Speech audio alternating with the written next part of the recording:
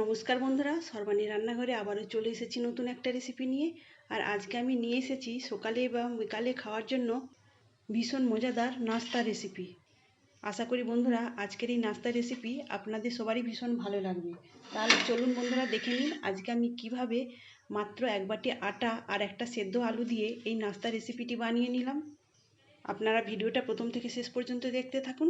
ভালো লাগলে একটা লাইক দেবেন, আর সেই সঙ্গে যদি নতুন বন্ধুরা এসে থাকেন অবশ্যই আমার চ্যানেলটিকে সাবস্ক্রাইব করে আমার পাশে থাকার অনুরোধ রইল।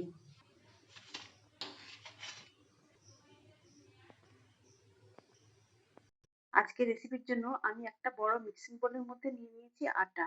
এখন এই আটার মধ্যে দিয়ে দেবো পরিমাণ মতো লবণ, আর দিয়ে দিলাম 1 চামচ চিনি। এখন এই আটার সঙ্গে লবণ আর চিনিটাকে শুকনো অবস্থায় হাত দিয়ে ভালো করে মিশিয়ে নিতে হবে। আপনারা আটার পরিবর্তে ময়দাও দিয়ে রেসিপিটা বানিয়ে নিতে পারেন। আমি আটার সঙ্গে লবণ আর চিনিটা সুন্দর করে মিশিয়ে নিয়েছি। এখন অল্প অল্প জল দিয়ে একটা ডো বানিয়ে নেব। তবে জলটা আমি নিয়েছি উষ্ণ গরম জল। অল্প অল্প করে দেব আর মাখতে থাকবো। আমরা রুটি বা পরোটা তৈরি করার জন্য যেভাবে আটা বা ময়দা মেখে থাকি সেই মতোই আটাটাকে মেখে একটা ডো বানিয়ে নেব। তবে একবারে বেশি জল দিতে যাবেন না, তাহলে কিন্তু নরম হয়ে যাওয়ার সম্ভাবনা থাকবে। সেই জন্য অল্প অল্প করে জল দিয়ে আমি এখানে এই ডোটা বানিয়ে নিয়েছি।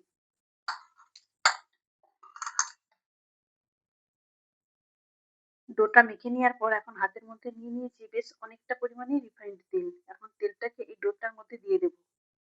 তেলটা দিয়ে আবার একবার হাত দিয়ে খুব ভালো করে মেখে নিতে হবে।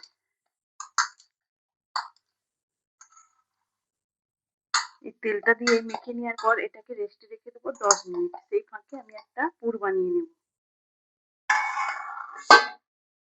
পুর তৈরি করার জন্য কড়াইয়ের মধ্যে দিয়ে দিলাম 1 চামচ রিফাইন্ড তেল। তেলের মধ্যে এখন দিয়ে দিলাম ছোট চামচের 1 চামচ গোটা জিরে, আর দিলাম এখানে কারি পাতা। আমি 5-6টার মতো কারি পাতা ছোট ছোট করে কুচি করে কেটে নিয়েছি। এখানে জিরে আর কারি পাতাটা সুন্দর করে ভেজে নিতে হবে। গোটা জিরে আর কারি পাতাটা ভাজা হয়ে গেলে ওর মধ্যে দিয়ে দিলাম 1 চামচ গ্রেট করে নেওয়া রসুন। রসুনটাকেও একসঙ্গে ভেজে নিতে হবে। কিছুক্ষণ ভেজে নেওয়ার পর এর মধ্যে এখন দিয়ে দেবো কেটে রাখা পেঁয়াজ। এখানে আমি একটা বড় সাইজের পেঁয়াজ কুচি করে কেটে নিয়েছি, আর দিয়ে দিলাম 2টো কুচানো কাঁচা লঙ্কা। সব কিছু একটু নাড়াচাড়া করে ভেজে নিতে হবে। কিছুক্ষণ নাড়াচাড়া করে ভেজে নেওয়ার পর এর মধ্যে এখন দিয়ে দেবো গ্রেট করে নেওয়া সামান্য গাজর। আমি ছোট গ্রেটারে এই গাজরটাকে গ্রেট করে নিয়েছি। সেই সঙ্গে দিয়ে দিলাম অল্প একটু কুচানো টমেটো। সব কিছু আবার আমি ভালো করে নাড়াচাড়া করে এখন ভেজে নেব একটু সময় নিয়ে, কেননা এখানে গাজর দেওয়া রয়েছে। এই গাজরটা সেদ্ধ হওয়া পর্যন্ত এইভাবে গ্যাসের ফ্লেমটাকে কমিয়ে আমি নাড়াচাড়া করে সব কিছু ভেজে নেব।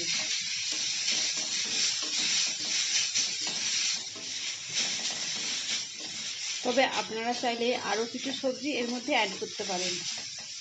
সব কিছু আমি সুন্দর করে ভেজে নিয়েছি, আর এইখানে গাজরটাও নরম হয়ে গিয়েছে, সেই সঙ্গে পাকা টমেটোটাও।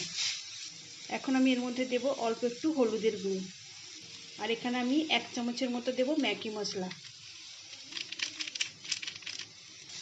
হলুদের গুঁড়ো আর ম্যাগি মশলাটা মিশিয়ে নেওয়ার পর এর মধ্যে আমি দিয়ে দেব, এখানে আমি একটা ছোট সাইজের আলু সেদ্ধ করে নিয়েছি। এই সেদ্ধ আলুটাকে আমি হাত দিয়ে একটু ম্যাশ করে নেব।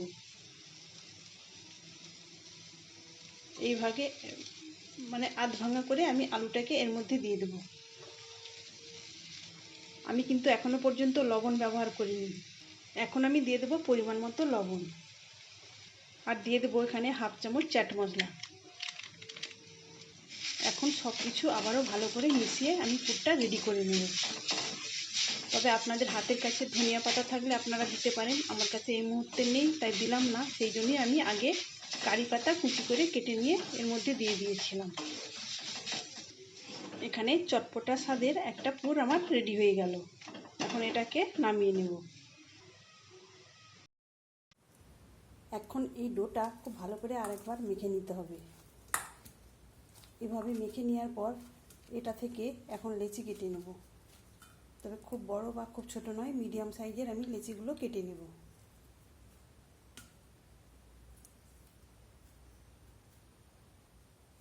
এখানে আমি 6টা লেচি কেটে নিয়েছি। একটা লেচি আমি নিয়ে নেব, নিয়ে গোল করে নিয়ে এটাকে রুটির মতো করে বেলে নেব।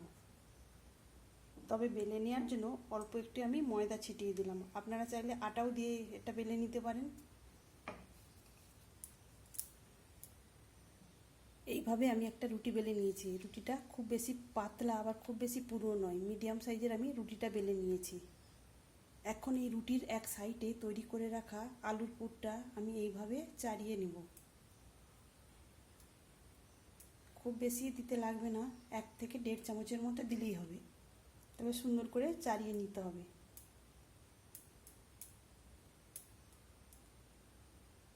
এইভাবে পুরটা চাড়িয়ে নেওয়ার পর অপর প্রান্তটা ধরে এইভাবে উল্টে দিয়ে এইভাবে চেপে নিতে হবে। এইভাবে চেপে চেপে এই সাইডটাতে মুড়ে দিতে হবে, তা নাহলে কিন্তু ভাজার সময় পুরটা বেরিয়ে আসবে। এইভাবে করে নেওয়ার পর আমি এটাকে সমান করে কেটে নেব। সমান করে কেটে নেওয়ার জন্য আমি এরকম একটা বাটি নিয়েছি। এই বাটিটা এইভাবে বসিয়ে একটু চাপ দিলেই বাড়তি অংশটা বেরিয়ে যাবে। তো দেখুন বন্ধুরা, একদম সমানভাবে কত সুন্দরভাবে এটা সেট হয়ে গেল।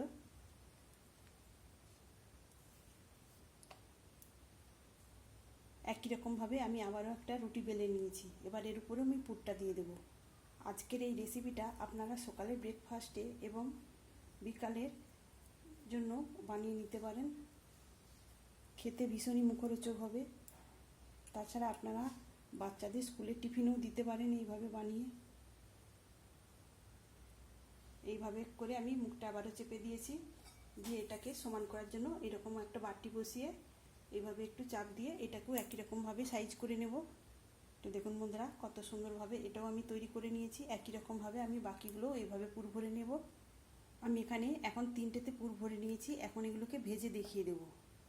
ভেজে নেওয়ার জন্য গ্যাস অন করে একটা ফ্রাইং প্যান বসিয়ে দিয়েছি। এখন এর মধ্যে দিয়ে দেবো 1 টেবিল চামচ রিফাইন্ড তেল। তেলটাকে এইভাবে চাড়িয়ে নিয়ে ভালোভাবে গরম করে নিতে হবে। তেলটা হালকা গরম হয়ে গেলে এখন গ্যাসের ফ্লেমটাকে মিডিয়ামে করে দিয়ে পুর ভরা এই নাস্তাটা আমি দিয়ে দেবো। তবে এখানে আমি 2টো দিয়ে দেবো। এখানে আমি ভাজার জন্য 2টো দিয়ে দিয়েছি। এক পাশটা একটু ভালো হবে, আঁচ খেয়ে গেলে অপর পাশটা ভাজার জন্য উল্টে দেবো। তবে এগুলো হাই ফ্লেমে ভাজলে হবে না, তাহলে কিন্তু তাড়াতাড়ি উপরটাতে পুড়ে যাবে, তখন কিন্তু খেতে ভালো লাগবে না। কিছুক্ষণ রাখার পর এক পাশটা খুব সুন্দরভাবে আঁচ খেয়ে গেছে। এখন অপর পাশটা ভাজার জন্য উল্টে দিতে হবে। এখানে আমি অপর পাশটা ভাজার জন্য উল্টে দিয়েছি। এবার আরেকটু সময় নিয়ে এগুলো একটু চেপে চেপে ভেজে নিতে হবে, তাহলে দেখবেন এটা খুব সুন্দরভাবে ফুলে উঠবে। আজকের এই নাস্তাটা খাওয়ার জন্য অন্য কিছুই লাগবে না, এমনি এমনি খেতে ভীষণ ভালো লাগবে। তো দেখুন বন্ধুরা, কত সুন্দরভাবে ফুলে উঠেছে। আমি কিন্তু এখানে আর তেল দিইনি, ওই 1 টেবিল চামচ তেলের মধ্যেই আমার 2টো নাস্তা ভাজা হয়ে গেছে। আর একটু আমি উল্টে পাল্টে এগুলোকে লালচে করে ভেজে নেব, তাহলে কিন্তু খেতে ভীষণ ভালো লাগবে। এর উপরটাতে একদম মুচমুচে হবে, খেতে ভীষণই ভালো লাগবে। এই 2টো নাস্তা আমার ভাজা হয়ে গেছে। এখন আমি এগুলোকে তুলে নেব। তাহলে বন্ধুরা, আজকের এই নাস্তা রেসিপি আপনাদের কেমন লাগলো অবশ্যই কমেন্ট করে জানাবেন। আর আপনারা অবশ্যই এভাবে একবার বানিয়ে দেখবেন বাড়িতে সবার জন্য। দেখুন এটা দেখতে কতটা সুন্দর আর কতটা লোভনীয় হয়েছে। একই রকমভাবে আমি বাকিগুলোও ভেজে নেব। তাহলে বন্ধুরা, আজকের মতো আসি। সবাই ভালো থাকবেন, সুস্থ থাকবেন। ধন্যবাদ।